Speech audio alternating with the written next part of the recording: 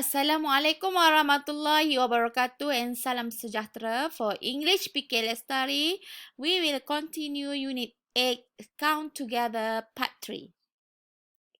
For this week, you need to do exercise. So open your activity book, page 51 and 52.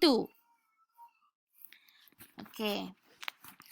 You may refer to this slide. Okay, kita dah belajar dah. Last week kita ada belajar count together. Kita belajar mengira number from 11 until 20. So this week for exercise, okay, you need to complete okay, for exercise page 51, you need to read, count and write.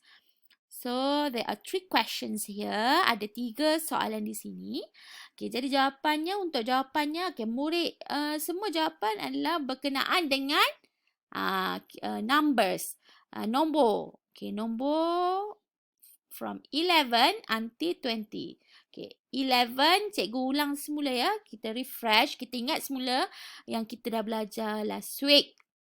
Okay, 11, 11, 12, 12, 13, 13, 14, 14, 15, 15, 16, 16, 17, 17, 18, 18, 19, 19, and 20, 20. Okay. Jadi untuk soalan yang ini, latihan yang ini, okay, as usual, write down day and date, tulis hari dan tarikh. Okay. Read, count and write. Okay. Baca, kira dan tulis. Okay. For example, contoh. Okay. Dia punya ayat apa? They are. Okay. They are. Tempat kosong. Diberikan pilihan 19, 19. Atau 17, 17. Rubbers. Rubbers ialah pemadam. Okay. Jadi murid kena count. Murid kena kira berapa pemadam di sini. Okay.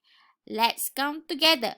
Okay. 1, 2, 3, 4, 5, 6, 7, 8, 9, 10, 11, 12, 13, 14, 15, 16, 17.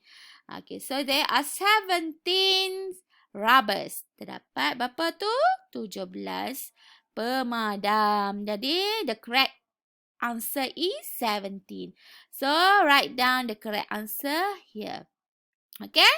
Okay, jadi untuk seterusnya, number 1 until number 3, okay, you need to count and write down the correct answer here. Okay, number 1, count the pencils. Number 2, count the sharpeners, pengasah. And number 3, count the rulers, pembaris. Okay. Next, for second exercise is fill in the blanks correctly. Okay, isi tempat kosong dengan betul. Okay, ini ejaan. Okay, jadi murid kena menulis ejaan. Okay, 11. 11 ialah nombor 11. Okay, so after 11, okay, the correct answer here is 12. 12. Okay, jadi murid kena tuliskan 12 di sini. How to spell 12? Yes, T-W-E-L-V-E. So write down here in the box 12. T-W-E-L-V-E. 12. 12. Okay. After 12 is 13. Okay, after 13 is 14. 14. F-O-U-R-T-E-E-N.